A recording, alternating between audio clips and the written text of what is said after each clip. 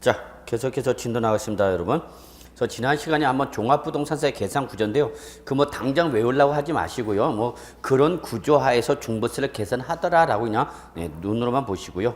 자, 어디 가시냐면은 여러분 우리 444쪽 보겠습니다. 444쪽. 그래서 지금 여기 넘어온 부분이 우리 아까 그 계산 과정을 설명한 부분이니까 한번 보시고요. 자, 종합부동산세 납세 절차 별표 2개.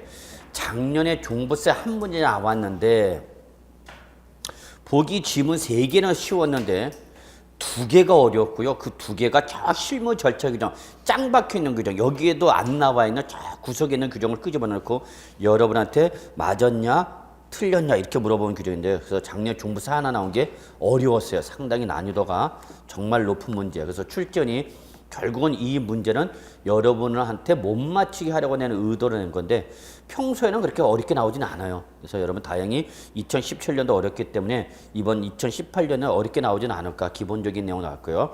이때 종합부동산세 부가징수 보면은요. 자, 요거는 배우셔야 돼요. 그러면 이제 우리 종합부동산세를 어떻게 징수할 거냐, 부가징수에 관련된 내용인데 여러분, 자, 요거는 별표 2개 정도 좀 표시해 두시고요.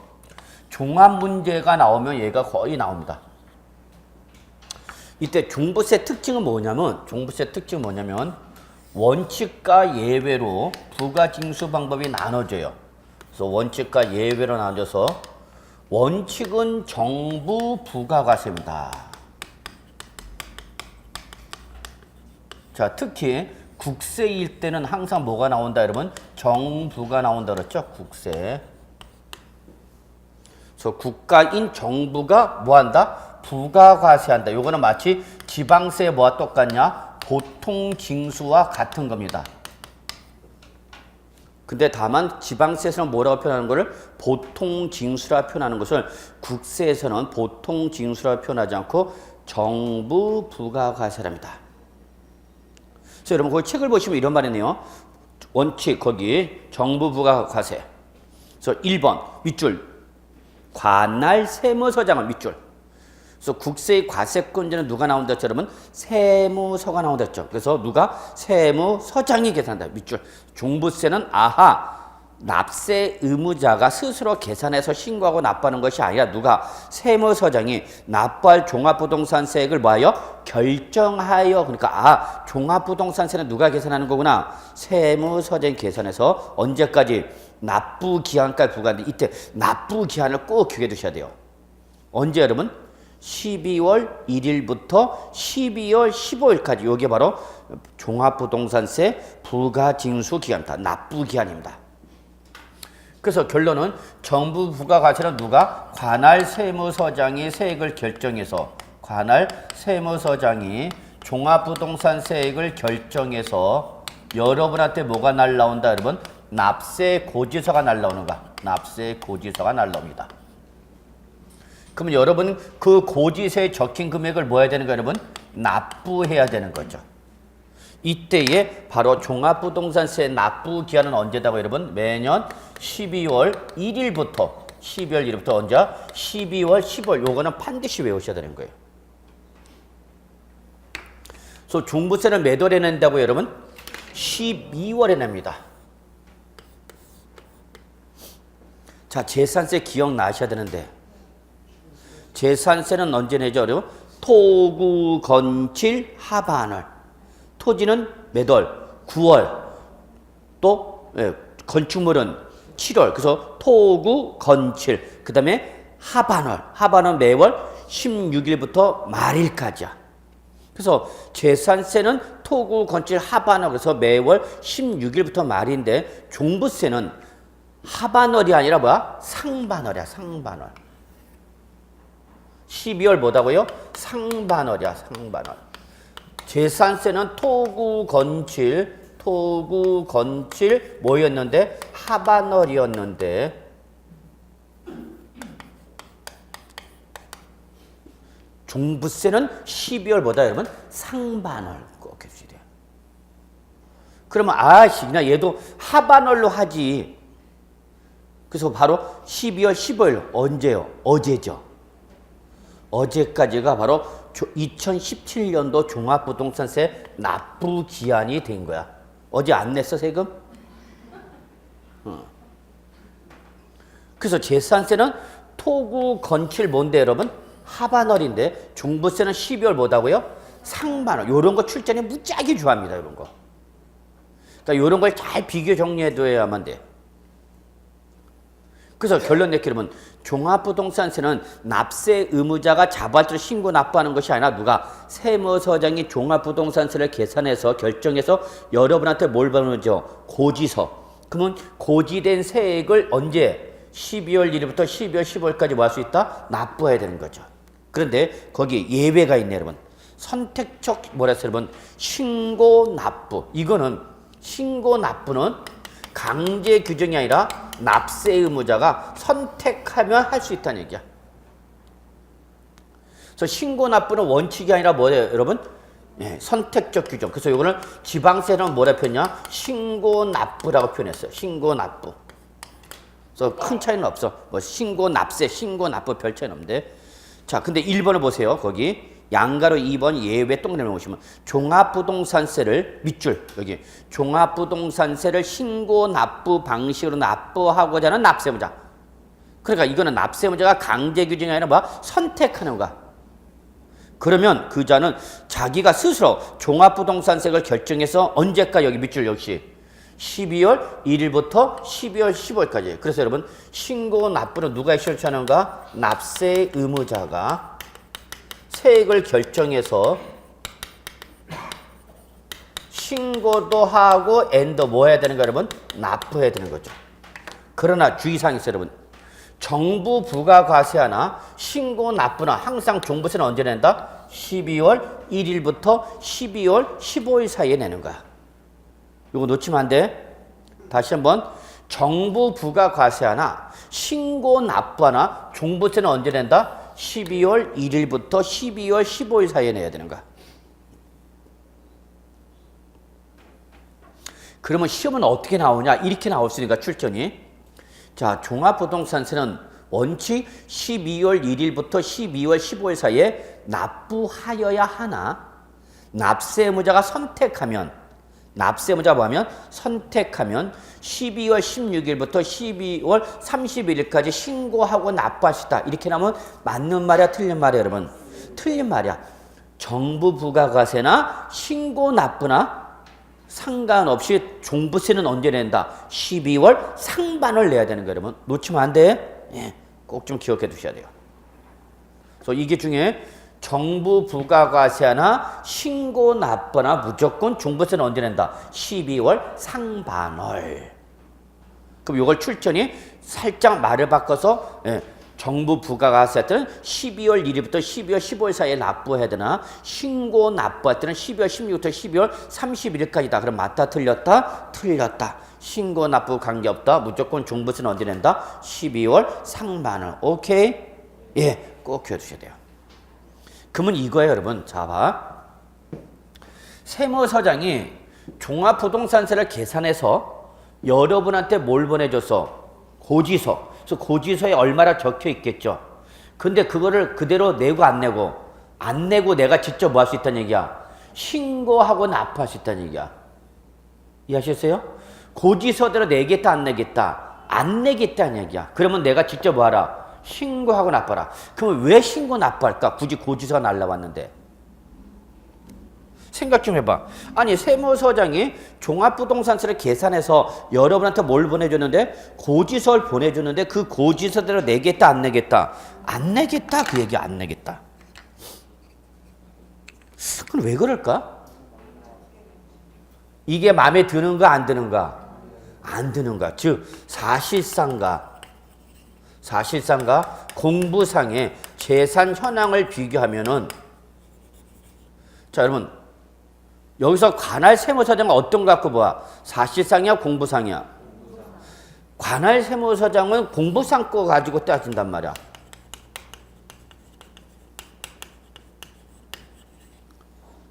근데 사실상은 이건 누가 갖고 따지는가? 납세 의무자가.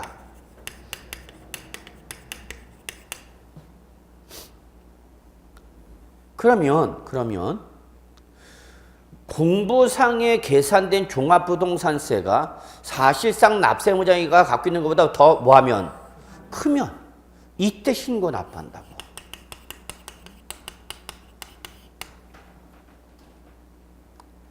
그러니까 세무서장에 계산해 준 종부세가 내가 가지고 있는 갖고 있는 재산은 종부세보다 더 뭐 할 때? 클 때. 그럼 이대로 내면 얘는 억울해 안 억울해? 억울하겠죠. 그럼 이때는 신고 납부하라는 얘기야. 그러면 예를 들어서 갑이 을한테 팔아버렸어. 갑이 5월 28일 날에 갑이 을한테 매도를 했는데 을이 소유권 이전 등기를 6월 1일 현재 안 하고 있는가? 이해하세요? 매수자가 뭘 안 하고 있는가? 자기 명의로 이전 등기는 안 하고 있는가? 그러니까 세무서장은 누구 거로 보는가? 갑 거. 그래서 갑한테 종부세 때린 거죠. 근데 갑은 이거 내 게 아니라 누가 거다. 을한테 팔았다라고. 그래서 그걸 빼고 신고하는 거죠. 그런 경우가 대표님 계시죠. 그래서 결국은 원칙은 정부 부가과세인데 관할 세무서장이 계산해준 종부세가 뭐 할 때 더 크면 이때는 뭐 하라? 네가 직접 신고하고 납부하라. 그래도 신고 납부할 때 그 납부는 언제 해야 되는가 여러분? 12월 상반월. 이해하셨나요 여러분? 예. 자, 그 다음에 2번 부가세. 자, 역시 종합부동산세도 뭐가 쫓아온다? 부가세가 붙습니다. 재산세, 부가세는 지방교육세였습니다. 그런데 종부세는 이제 지방세가 아니라 뭐니까? 국세니까. 지방교육세가 못 나고 밑줄 뭐가 쫓아오죠 여러분? 농어촌 특별세가 쫓아오네요. 그래서 농어촌 특별세 몇 프로를? 20%를 죄송합니다. 종합부동산세 몇 프로를? 20%를 뭘로 한 번 더 내라? 농어촌 특별세를 한 번 더 내라는 얘기야. 자, 이거 여러분. 종합부동산세를 계산할 때 종합부동산세가 100이 나왔어. 종합부동산세 얼마요? 100. 그러면 종부세 100을 기준해서 20%는 얼마를? 20을 한 번 더 뭐를 내라? 농어촌 특별세를 한 번 더 내라. 그래서 항상 부가세는 무슨 과세 여러분? 이중과세.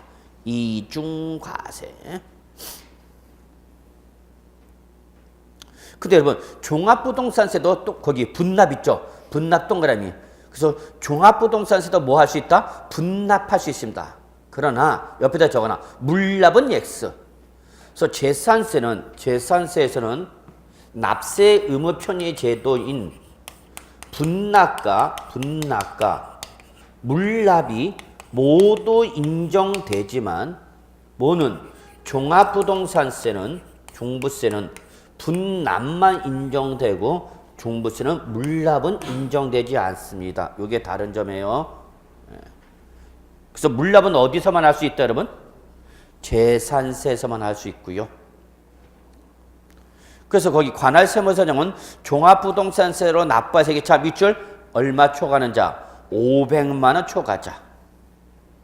그 자는 납부 기한에 지난해부터 자 밑줄 몇 월 이내에 2개월 이내. 그래서 여러분 거기 500만 원과 2개월 이내 묶어 놓고요. 적으세요. 재산세와 동일. 재산세와 똑같아. 재산세에서도 분납은 여러분 500만 원 초과자고요. 분납 기한은 몇 월 이내다? 2개월 이내입니다. 자, 그래서 이렇게 좀 적어 놓고요. 그래서 종부세는 물납은 인정된다 안 된다? 안 된다라는 거 잊지 마시기 바랍니다. 자, 그래서 여기까지 해서 여러분 우리 종합부동산세 마무리하고요. 종부세 마무리하고 이제 우리 양도소득세로 넘어가겠습니다.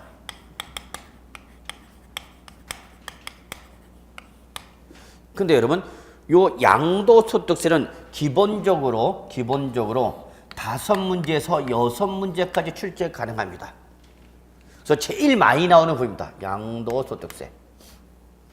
그리고 요거 공부할 때 좀 잘 해두시면 나중에 도움되는데 이 세법을 공부할 때 좀 어리숙하게 한 사람이 나중에 실무 나가면 이제 고객이 와서 자꾸 세금 문제 물어보는데 자기는 공부 대충 했기 때문에 답을 못하고 이제 애로사항이 많은 거죠.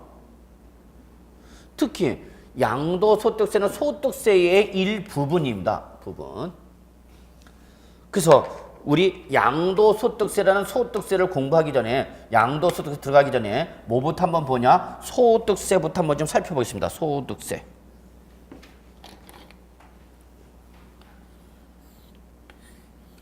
그래서 소득세에 대한 기본적인 내용 좀 확인하겠습니다. 그래서 여러분 445쪽에 보시면 소득세라는 게 뭐냐라는 게 나왔죠, 여러분. 그래서 거기 보시면 소득세는 뭐를 개인의 소득을 과세 대상으로 하여 부과되는 뭐다? 국세이죠. 그래서 소득세는 가장 중요한 특징이 뭐냐면 소득세는 바로 누구를 개인을 납세 의무자랍니다. 개인을 납세 의무자로 한다. 특히 여러분 놓치면 안 되는 것이 누구만 대상으로 한다, 여러분? 개인만 대상으로 합니다. 여러분, 우리가 지금까지 배웠던 취득세, 등록면허세, 재산세, 종합부동산세는 개인, 법인, 단체를 구분 안 하고 다 냅니다. 꼭 기억해 두셔야 돼요. 지금까지 했던 취득세, 등록면허세, 재산세, 종합부동산세는 개인, 법인, 단체 구분하고 안 하고 다 내는 거야. 그런데 뭐는? 소득세는 누구만 내는 거야, 여러분? 개인만 낸다는 게 가장 중요한 특징이에요. 그러면 여러분은 다 소득세법상 납세무자야, 아니야? 여러분은 소득세법상 납세무자죠. 누구니까? 개인이니까. 만약에 소득의 귀속자가 개인이 아니라 법인이다. 그럼 뭘로 과세가 되는 거죠, 여러분? 법인세로 과세가 되는 거야, 법인세. 그래서 개인한테 부과되는 게 뭐고? 소득세. 법인에 대해서 부과되는 게 뭐야, 여러분? 법인세. 근데 우리 요거는 공인중개사 시험범위 아니야. 이게 나오면은 여러분은 공인중개사 공부를 하는 것이 아니라 공인회계사나 세무사 시험을 공부하는 거야. 그래서 저는 솔직히 30대 초반 이하면은 저는 공인중개사 실무에 종사하기보다는 물어봐요. 오늘 우리 이제 학교자 모임 이제 좀 몇 분이 와갖고 막년회 하자고 그래갖고 자추경 겸 막년회 하자고 그래서 오늘 왔어. 학생들이 찾아온대. 꼭 날 찾아온다? 피곤하게. 자, 그런데 거기 젊은 친구들이 좀 많아. 이상하게 저는 젊은 친구들하고는 좀 잘 어울려요. 물론 나이 드신 분도 있고 그러지만. 그래서 저는 젊은 친구들한테 이렇게 합니다. 야, 너 당장 공인중개사업에 뛰어들 거냐? 그러면 이제 뛰어들겠다는 이 업에 종사하겠다는 젊은 친구들도 있고요. 저는 그냥 부동산 뛰어들 겁니다라는 분도 계시고. 글쎄 합격은 했지만 조금 당장 중개업에 종사하고 하려는 거 조금 미루고 있다. 그럼 저는 물어봐요. 그러면 네가 돈을 벌어야 되니 돈을 안 벌어도 되니 물어봐요. 제가 돈을 안 벌어도 집에 전혀 문제가 없어. 그럼 저는 공부하라고 합니다. 또 공부하라고 그래요. 그래서 다음 단계로 공부할 수 있는 게 뭐냐면 감정평가세요. 그래서 30대 초반 한 35세 이전이라면 감정평가사 하라고 그래요. 저는 공부하라고. 왜냐면 공인중개사하고 많이 연관되어 있습니다. 과목이. 그래서 이제 따로 이제 해야 될 게 이제 경제학, 부동산 경제학 깔고 하니까 그렇고 이제 회계학이라든지 회계가 이제 골치 아프죠. 그래서 경제학, 회계학, 그 다음에 이제 제일 애로사항이 게 토익, 토플 700 이상 점수를 따갖고 2년 이상 보관해야 돼. 유효 기간이. 그래서 최소한 4년 정도 예상하셔야 돼요. 아니, 우리 공인중개사만 1년인가? 다른 시험 다 1년, 2년 그러면 안 돼. 다른 시험 보통 빠르면 3년, 정말 빨리 붙으면 3년입니다. 빨리 붙으면. 그때 이제 난리 나는 겁니다. 우리 집안에 드디어 인물이 태어났다고, 개천에서 용 났다고 그러는 거고, 4년, 5년, 평균 고시가 4년, 5년이 가장 올라갑니다. 그걸 지나가면 이제 끝나는 거고, 5년, 7년, 10년, 그러면 저 고시, 신림동 맨 꼭대기 관악산 가 있어야 돼. 그래서 저는 좀 젊은 친구들한테 좀 공부를 하라고 그러는데, 자, 어쨌거나 좋습니다. 난 당장 돈 벌겠다 하면 뛰어들어야죠. 그래서 오늘도 요즘 계속해서 좀 합격자들 연락이 옵니다. 그래서 앞으로 자기 진로를 어떻게 하는 게 좋겠습니다라고 좀 물어보는 분들이 많이 계신데, 다 각자 사정이 따르니까 다르지만, 어쨌거나 우리 소득세는 누구한테 부과하는 거다, 여러분? 개인한테 부과한다. 법인이면 뭐로 부과한다? 법인세. 그럼 결론 낼게요. 법인세는 절대 우리 공인중개사 시험에 답이 될 수 있어, 없어? 없어. 왜? 시험 범위를 벗어난 거야. 그 다음에 둘째, 개인의 소득을 과세 대상으로 합니다. 요거 중요하네요. 개인의 뭐 소득을 과세 대상으로 합니다.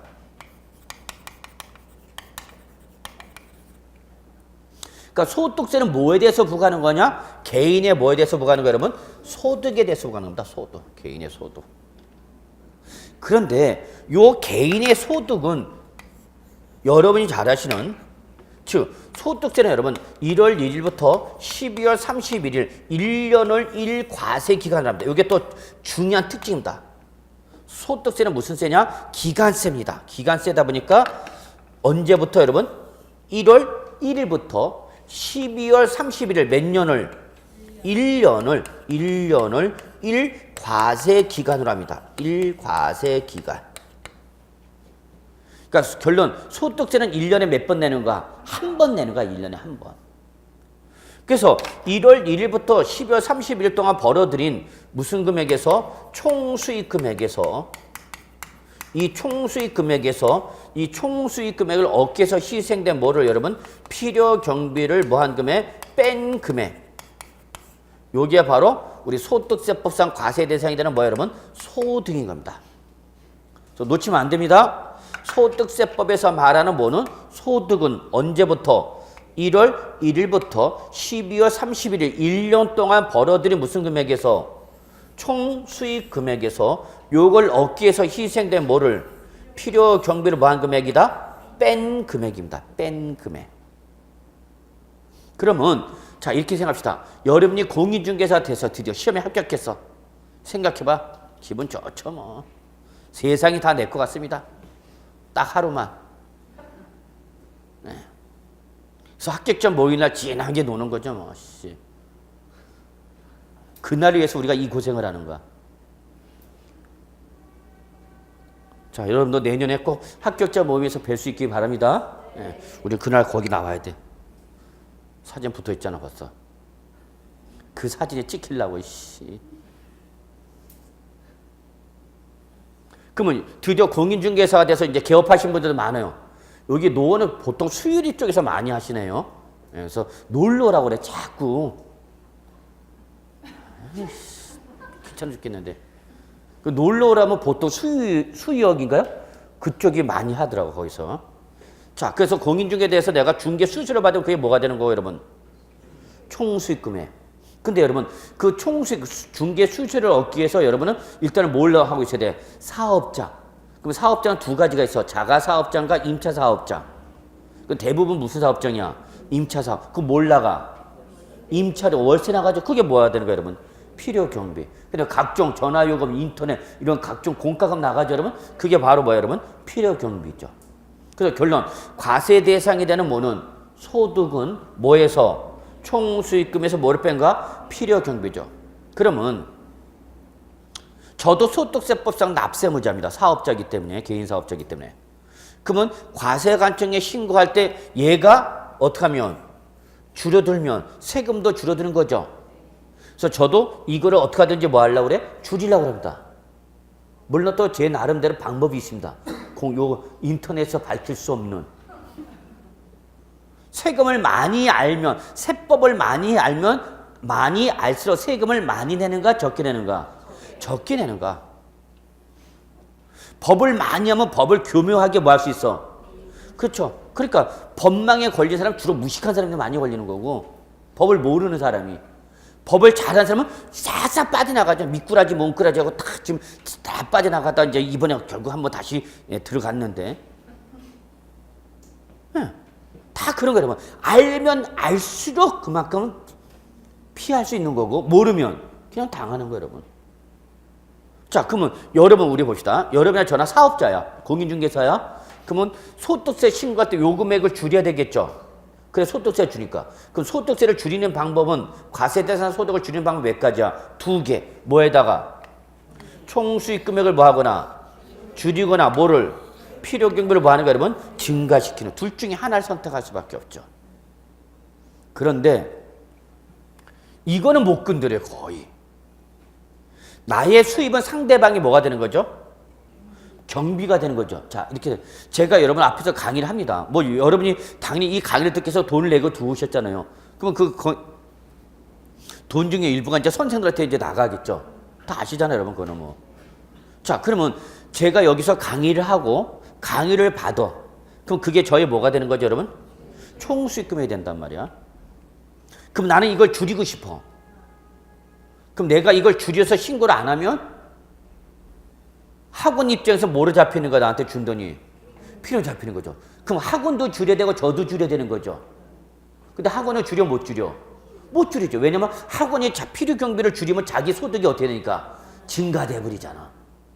이해하시나요? 그 개념을 이해하셔야 돼요. 그리고 저한테 강의료를 줄 때에 그 지급하는 금액에다 뭐를 소득세를 빼고 주죠. 돈 줄 때 빼고 주는 걸 우리는 뭐라 했어요, 여러분? 원천징수. 가장 많이 드는 세법 용어 중에 하나죠, 여러분. 세법을 공부했냐 안 했냐 관계없이 여러분이 가장 익숙한 세법 용어 중에 하나가 바로 원천징수. 소득 금액이나 수익 금액을 지급할 때 지급하는 자가 아예 지급하는 금액에다 뭐를 소득세를 빼고 준다. 그래서 뭐라는 거예요, 여러분? 원천징수라는 거죠. 그래서 이미 제가 돈을 받을 때 원천징수돼서 다 국세청이 다 어떻게 해서 다 보고돼 있는 거죠. 그러니까 저만 줄일 수는 없어요. 이해하셨나요? 그러니까 이건 아주 옛날 얘기인데 옛날에는 이렇게 인터넷 발달되기 전에는 이렇게 학원에서 이제 특강도 합니다. 일요일날. 그럼 특강은 이제 비공식적 수입으로 해갖고 학원이나 저나 보너스로 생각했어 옛날에는. 그러니까 그거는 과세관청 옛날 얘기야. 지금 안 해. 지금은 다 해. 잡혔어요.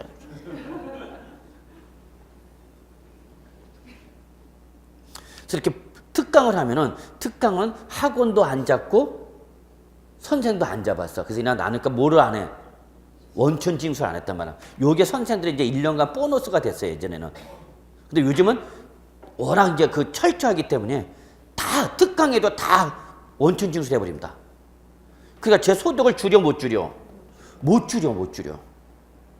그러면 저는 뭘 건드려야 돼, 이제 결국은? 이걸 건드려야 돼.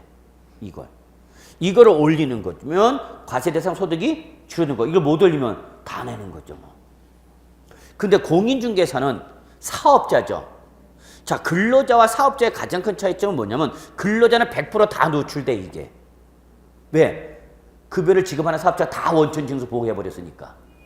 근데 사업자인 여러분은 일반 소비자를 상대로 하기 때문에 사업자가 아니라 그 사람이 여기에 대해서 여러분들 수수료 낸 거를 별도로 세무서에 신고를 하지 않는다면 공인중개사는 여기서 살짝 어떻게 하는가? 빼는 거죠.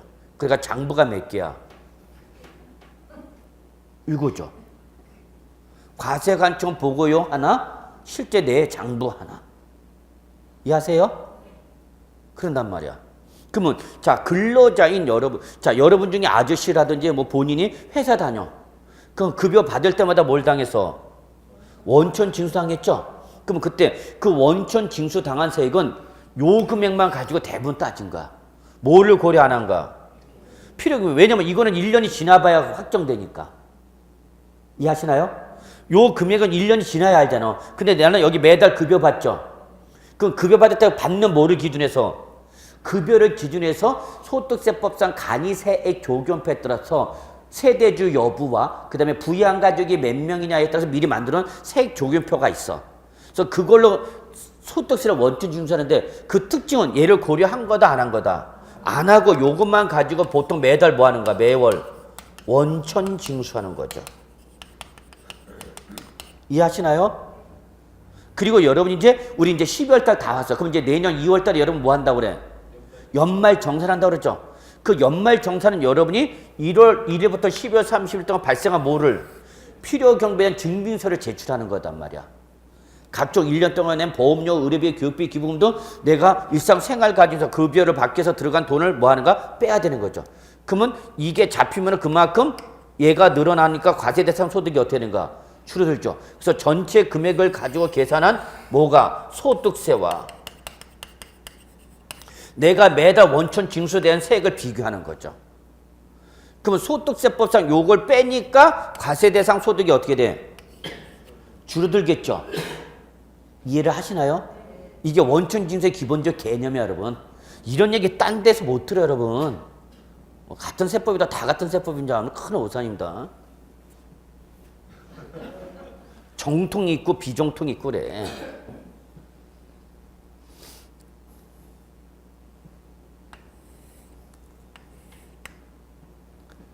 자, 그래서 매달 징수한 원총 징수세액은 뭐만을 주로 고려한 거고? 급여, 총수익금액.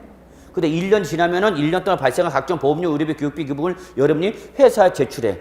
아저씨나 본인. 그러면 거기서 뭘 받아 이제?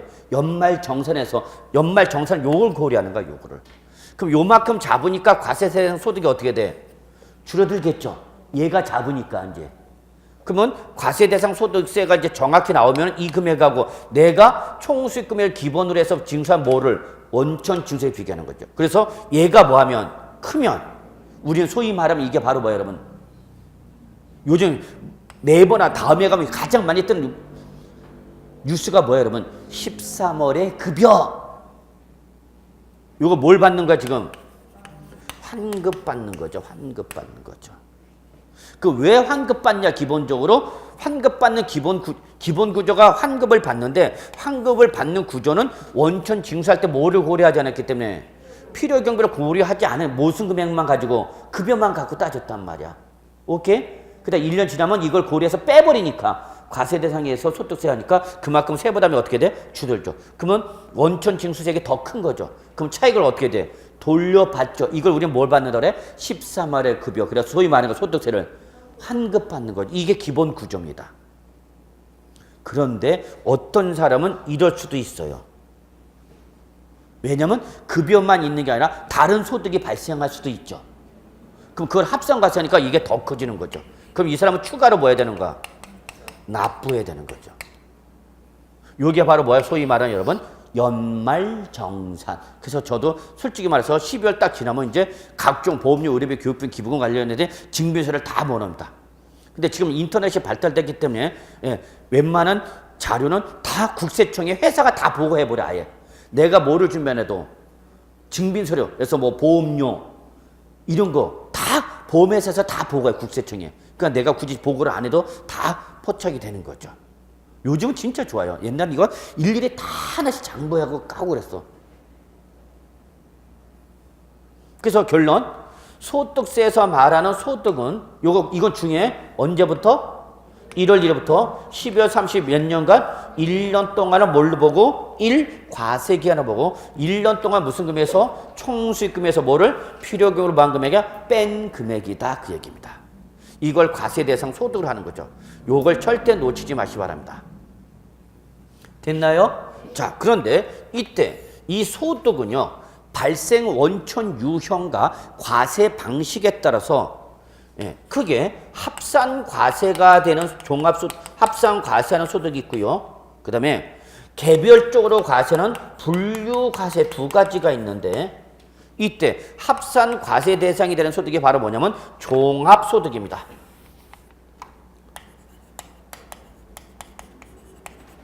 그리고 다른 소득과는 관계없이 당의 소득만 따로 과세하는 게 바로 뭐냐? 퇴직소득과 양도소득이 됩니다. 그래서 결론, 소득세법상 소득은 몇 가지로 구분하냐? 세 가지로 구분합니다. 무슨 소득과? 종합소득과 무슨 소득과? 퇴직소득과 무슨 소득? 여러분, 양도소득. 이건 기억해 두셔야 합니다. 소득세법상 소득은 몇 가지로 구분한다고요? 세 가지. 종합소득, 퇴직소득, 양도소득 세 가지로 구분합니다. 그런데 여러분, 글자 그대로 요거 무슨 소득은? 퇴직소득은, 직장 등을 몇 년 이상 다니다가 1년 이상 다녀야만 퇴직금을 받게 되는 거죠. 그러니까 요거는 정상적으로 발생하는가 안 하는가? 안 하지. 퇴직을 매달 퇴직해? 매년 퇴직해? 저는 은행 13년 다니면서 은행 13년 다니다가 공부한다고 때려치면서 나오니까 뭘 받아서? 퇴직소득 딱 한 번, 퇴직금 한 번 받았어요. 그게 처음이자 마지막이야. 1년에 퇴직소득은 한두 번이야, 여러분. 많아봐야 한두 번. 그래서 제 친구들 중에 이제 뭐 지점장 하다, 뭐 부장 하다가 퇴직한 친구들은 퇴직금 받았죠. 근데 그 퇴직한 친구들 중에서 또 이렇게 다른 사업체에 재취업한 친구들이 있어요. 그럼 걔는 또 다니는 거, 직장생활 또 하는 거죠. 그래서 또 거기서 몇 년 이상 근무하면 1년 이상 뭐 2, 3년 뭐 다녀. 그러면 또 뭐가 발생할 수 있지만, 퇴직소득이 발생할 수 있지만 일반적인 사람들은 퇴직소득이 발생해 안 해? 안 해. 그럼 이거 없는 걸로 보라고. 그러면 기본적으로 무슨 소득과 무슨 소득이야? 종합소득과 양도소득 두 가지 보시면 돼요. 원래 몇 가지지만 세 가지 종태 양이지만 얘는 있는 걸로 봐라 없는 걸로 봐라. 없는 걸로 봐도 상관없어. 왜냐면 퇴직소득은 퇴직을 해야만 받는 거죠.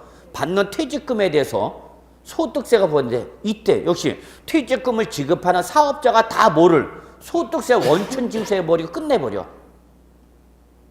그러니까 얘는 내가 관여할 여지가 없어. 이해하셨나요? 자, 은행에서 저한테 퇴직금 지급할 때 제 퇴직금에다 뭐를 소득세를 다 빼고 줘버렸어 이미. 그럼 뭐 내가 할 수가 없죠. 그러면 결론 소득세법상 소득은 몇 가지인데 세 가지 종합소득, 퇴직소득, 양도소득이지만 이해하시는 게 어렵지 않을 거야. 뭐가 없는 것도 똑같아. 퇴직소득. 그럼 매년 발생하시는 건 무슨 소득이야? 종합소득과 뭐야? 양도소득이다 그 얘기야. 이해하셨죠 여기까지? 그럼 우리는 지금 이 중에서 어떤 거 하자는 얘기야? 양도소득 5문제짜리 보는 거야, 이거를. 그래서 이건 주로 부동산을 뭐 했을 때? 양도했을 때 부과되는 소득이야. 그 다음에 종합소득은 다시 소득의 원천 유형에 따라서 이자소득. 이자소득이 뭔지 아시죠? 은행에다 예금하면 뭘 받아? 이자. 그럼 그 이자죠. 거기다가 나는 주식회사에 요즘 뭐 뜨고 있는 바이오라든지 뭐 이런 회사에 뭐 해보니까 투자했죠. 소위 말하는 5G 세대 기업에다가 5G 들어나 봤나? 5G? 4G인가? 5G인가? 뭐야 지금? 아이씨.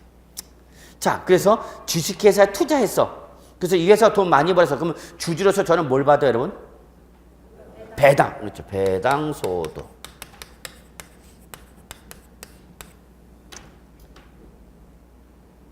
자, 여러분이 공인중개사가 돼서 사업을 영위하면서 소득이 발생한다. 무슨 소득? 사업소득. 직장을 다닌다? 뭐? 근로소득. 퇴직하면서 매달 연금 받는다? 무슨 소득? 연금소득. 그리고 매주 한 번씩 우리는 꿈을 꾸죠. 로또, 기타소득. 이 로또에도 참 제가 여러분 추억 어린 사회원들이 많은데 그런 얘기하면 또 욕 먹기 때문에 게시판에 인터넷 게시판에 욕하는 사람도 많아요. 말 못할 얘기 진짜 비하인드 스토리가 많은데 그런 거 해주면 좋은데 자 뭐 또 그걸 또 좋아하는 사람도 있고요. 싫어하는 분도 계시고 그래요. 하여튼 불특정 다수인이 듣다 보니까 항상 제 맘 같지는 않아요. 그래서 뭘 얘기를 해주고 도움이 되는 얘기를 해주고 싶어도 거기에 조금 시험과 직접적 매치가 안 되면 막 뭐라 그래요. 그래서 가능하면 이제 뭐 알아서 하기로 하는 거죠. 자, 그래서 종합소득은 무슨 소득? 이자소득, 배당소득, 사업소득, 근로소득, 연금소득, 무슨 소득? 기타소득. 몇 가지를 구분해요? 6가지. 자, 그러면 이 중에서 여러분과 관련된 게 이제 뭐가 되겠죠? 공인중개사가 되면 사업소득. 자, 이 중에서 부동산과 관련된 사업소득이 있는데요. 두 가지가 있어요, 여러분. 부동산 매매업에 대한 사업소득과 부동산 임대에 따른 사업소득 두 가지 구분합니다. 이때 요 부동산 임대 사업소득이 일단 뭐 한 문제 정도 나올 수 있다라고 보셔야 돼요. 한 문제 정도. 그러니까 여러분이 공인중개사가 되시면은 공인중개사로서 사업소득이 발생해. 그 다음에 공인중개사가 아니라 내가 뭘 갖고 있으면서 부동산을 갖고 있으면서 부동산을 뭐 할 수도 있고 여러분 매매업자가 될 수도 있고 부동산 뭐가 될 수 있어요 여러분 임대업자가 될 수도 있어요. 이 중에서 이 사업소득 중에서 우리 뭐와 관련된 부동산과 관련된 매매업을 했다는 사업소득과 임대했다는 사업소득 두 가지인데 시험에는 뭐가 나온다 여러분? 임대사업소득이 한 문제 정도 나올 수가 있어요. 그래서 이렇게 합해서 몇 문제가 나오는 거냐? 6문제 소득세가. 그러니까 요 놈이 안 나오면 부동산 임대 사업 소득이 한 문제가 안 나오면은 소득세가 몇 문제, 양도세가 몇 문제? 6문제. 임대 사업 소득세가 한 문제 나오면은 양도소득세 몇 문제? 5문제. 그래서 여러분 그냥 소득세는 몇 문제 나온다 보시면 돼요? 6문제 나온다 보시면 돼요. 이해하셨나요? 여기까지? 예. 자, 그 다음에 여러분 그냥 팁으로 잠깐 말씀드린다면 자, 우리는 지금 이제 초고령 사회로 진입했습니다. 우리나라는. 초고령이야. 고령 사회가 아니라 이제 초고령 사회야. 생산 가능 인구, 경제 노동 인구보다도 노인이 더 많다는 얘기죠. 고령 사회로 진입했어. 우리는 초고령 사회야. 그러니까 여러분 오다 가다 보면 어른들이 더 많죠. 요즘은 여러분 애들 보기가 힘들어. 애들을 그렇잖아요. 요즘은 옛날 전철 따라 버스 타면 그냥 아줌마들 두세 그냥 업고 매고 이렇게 이빨 맛있냐 그래서 그냥 막 그랬는데 요즘은 애들이 없어. 그리고 다 여러분 전철 타보세요. 다 제가 볼 때 한 60% 여기 전철 타면 수락사니까 여기 또 뭐 사람 더럽게 많았던 한번 우리 초고령이죠. 나이는 먹었다고 돈을 안 벌 수는 없잖아. 이때 여기에 대비하는 게 바로 뭐야 여러분? 공인중개사죠. 공인중개사 가장 큰 매력은 뭐야? 정년이 없죠. 저희 친구는 이미 다 퇴직했어요. 그러니까 퇴직한 친구 중에서 몇 명은 벌써 우리 공인중개사 공부하고 올해 뭐 1차 합격했다 연락 오는 놈도 있고요. 야 2차 네 공부할까? 네 너한테 들을까? 근데 듣지 마. 그래. 누가 저를 아는 사람이 제 강의 들으면 저는 좀 쑥스러워요. 그러면 이렇게 일을 할 수 없을 때도 있어. 그러면 여러분은 뭘 준비해야 되죠, 여러분? 요거죠. 근데 지금 무슨 시대니까? 저금리죠. 그나마 이번에 미국에서 금리 인상됐고 우리나라 이제 금리가 똑같아서 연락 왔어, 안 왔어? 미국에서. 금리 인상했다고 연락 왔어? 예, 0.25% 예, 인상해갖고 우리나라 금리가 똑같아서 1.5%로. 그러면 지금 예금해도 여러분 기준금리가 1.5%밖에 안 되는가? 그러니까 이자가 있어 없어? 없죠. 그럼 주식회사 투자하면은 주식회사는 그 회사의 정령 실적에 따라서 배당의 금액이 달라지죠. 그러니까 여기서 벌 게 없어. 그래서 요즘 젊은 세대가 부를 축적하기 힘들다는 게 이게 없어 이게. 그래서 요즘 뒤집어진 게 이제 젊은이들이 어디로 간 거야? 비트코인 간 거죠. 광풍이죠 지금. 그럼 이게 없으면 우리는 어디로 가야 돼 이제? 요거 있어야죠 요거. 그러니까 연예인들이 여러분 보시면 연예인들이 많이 뭘 사? 부동산 사죠. 특히 수익형 부동산을 많이 삽니다. 수익형 부동산 사는 이유는 뭐야 여러분? 요거죠 요거. 그러니까 매달 안정적인 뭐를 받겠다? 연금을 받겠다는 얘기예요. 그래서 저도 지금 빨리 이걸 하나 사둬야 되는데 여유가 없죠. 민계공만 했어도 살 수 있었는데. 그래서 여러분 요게 바로 부동산입니다. 그래서 결론 우리가 지금 하고자 하는 양도소득세 소득세의 흐름을 보고 양도세 몇 문제 여러분? 5문제. 부동산 임대사업소득에서 몇 문제? 1문제. 그래서 총 몇 문제? 6문제. 얘가 안 나오면은 얘가 6문제. 오케이 여러분? 그래서 이게 지금 우리 양도소득세를 들어가기 전에 앞서서 우리가 좀 기본적으로 알아두셔야 할 내용이 됐습니다. 자 이번 시간 여기까지 해서 좀 마무리하고요. 좀 이따 한번 우리 책을 통해서 한번 확인해 보도록 하겠습니다.